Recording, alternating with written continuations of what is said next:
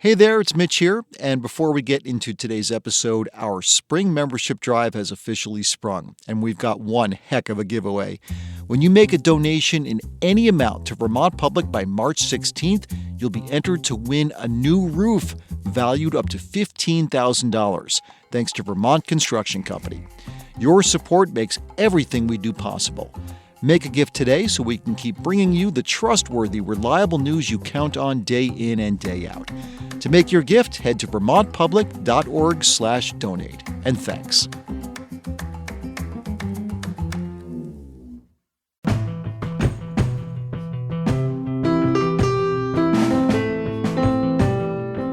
From Vermont Public, this is The Frequency.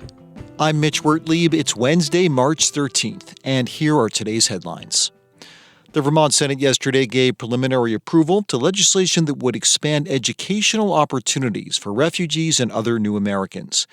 Refugees currently have to reside in Vermont for at least a year to be eligible for educational grants from the Vermont Student Assistance Corporation. Windham County Senator Nader Hashim says the bill would lift that requirement.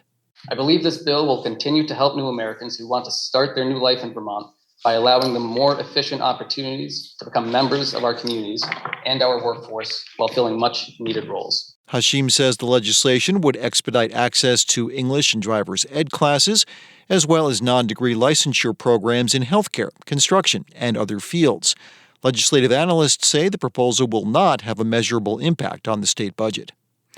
In other action from the Vermont Senate yesterday, lawmakers called on the United States Postal Service to reopen Montpelier's post office as soon as possible. The facility has been closed since mid-July when historic floods shuttered the downtown federal building. Since then, residents and businesses have had to visit East Montpelier or Barrie to access most postal services. In late January, USPS told Vermont Public they would announce plans for a replacement post office within a week, but the agency has not issued a specific timetable since then. Washington Senator Ann Watson says the current situation is untenable. The lack of a post office in our downtown is an equity issue for people who don't have access to a car or have other mobility issues. It has economic impacts as it is cumulatively costing Montpelier businesses a significant amount of money, as they now have to take time to drive out of town to put packages in the mail. Watson said a copy of the resolution will be sent to Postmaster Louis DeJoy, but she added she would need to travel to Barrie to mail it. Another Vermont prisoner being held at an out-of-state prison has died, the second such fatality to occur at the facility in the past 2 weeks. The Vermont Department of Corrections says Sean Osterhout of Barrie died over the weekend on Saturday. Osterhout was serving a 14 to 30-year sentence at Tallahatchie County Correctional Facility. That's a private prison in Mississippi. According to DOC, Osterhout was found unresponsive in his cell at 2:06 in the morning on Saturday. Staff began life-saving measures and called for emergency medical services. Life-saving measures were unsuccessful, and Osterhout was pronounced dead at 2:38 in the morning. The department and the Defender General's Prisoners' Rights Office will conduct separate reviews of the incident. That's a standard procedure when someone dies in prison. Osterhout had been incarcerated since 2019. He was serving a 14 to 30-year sentence on charges of lewd and lascivious activities with a child. Meanwhile, 6 months after a 35-year-old man died from a fentanyl overdose at the state prison in St. Albans, his family says they're still in the dark about what happened. Jeffrey Nichols died in early September. He'd been in custody for 1 day when staff at Northwest State Correctional Facility found him unresponsive in a cell in the booking area. Several state agencies, including Vermont State Police and the Department of Corrections, are investigating the incident.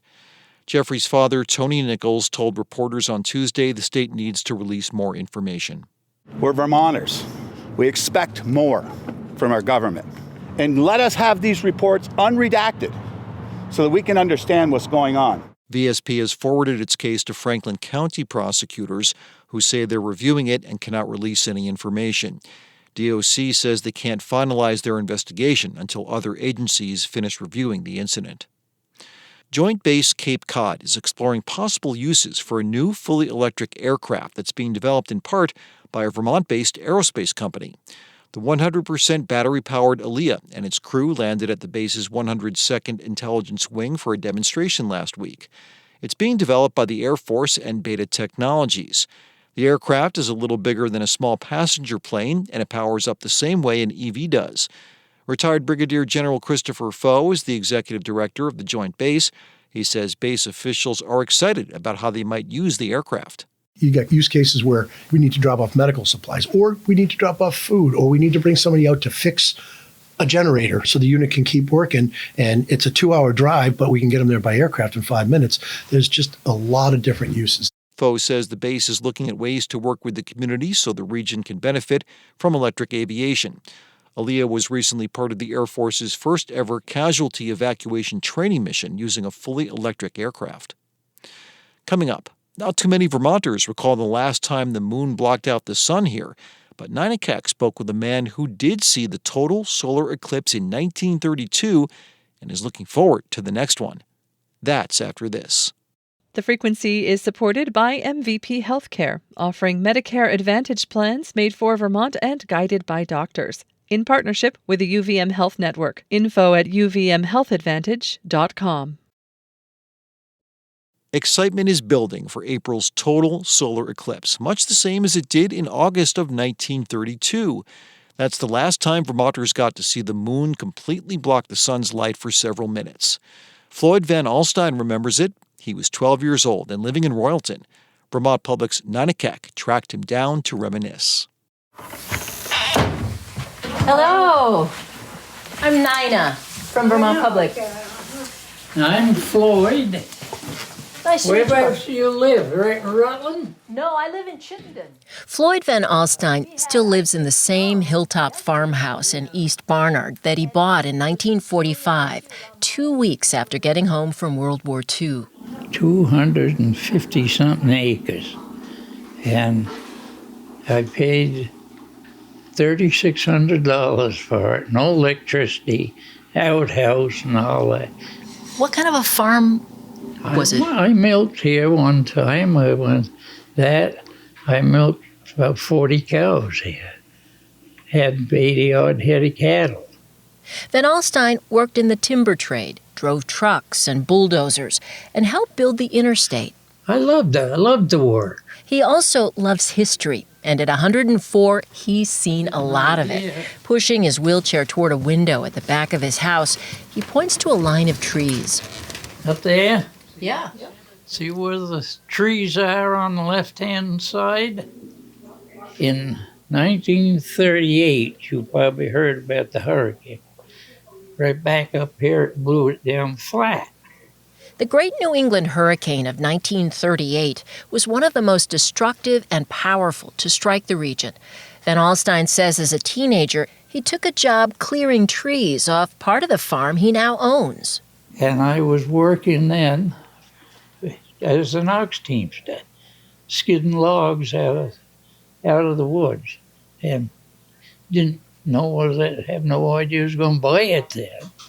Van Alstyne spent his early years in Boston and Albany.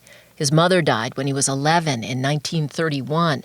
That's when he moved to Vermont to live with an aunt. What do you remember about the 1932 solar eclipse? I can remember we was having a hard time finding something we could put over our eyes. And I do remember now that they had some colored glasses in the car. That's all we had. We didn't have it, other stuff that they have now that you can use. There's been a lot of stuff in the paper lately. Do you remember a lot of people talking about it, buzzing about it? I don't know. We didn't think much about, things in those days like they do now. We thought about minding our own business, I guess. Back in 1932, most of Vermont's local papers were full of stories about the eclipse. Readers were informed that some trains would stop during the mid-afternoon darkness. Motorists were warned not to drive and watch the eclipse at the same time. The Rutland Herald even provided instructions for making your own protective viewer by taking a piece of window glass and moving it in and out of a candle flame to blacken it with soot. Young Van Alstyne could have used that tip. Do you remember what the eclipse looked like, being outside that day? All I can say that it was pretty near dark. It wasn't dark, but it was the dark.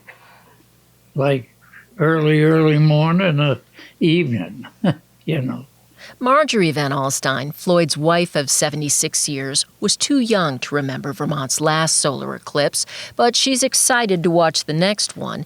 The couple's 5 kids will likely be watching as well. All of them live nearby. Floyd says he, too, plans to watch the big event. Probably look at it like everybody else, but I won't make a big deal of it. I see too much. After all, he's seen one in Vermont before. For Vermont Public, I'm Nina Keck.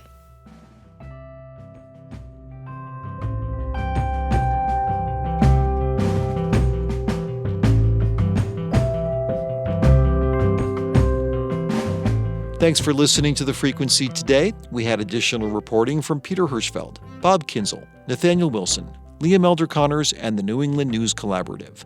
Our executive producer is Kevin Trevelyan, and our music is by Blue Dot Sessions. I'm Mitch Wertlieb. Talk to you tomorrow.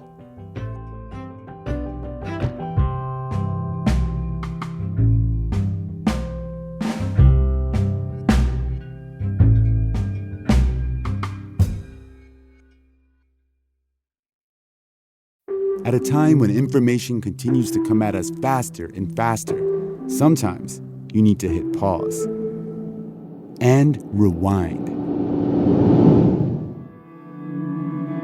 NPR's Throughline takes you back in time to the source of the news stories filling your feed.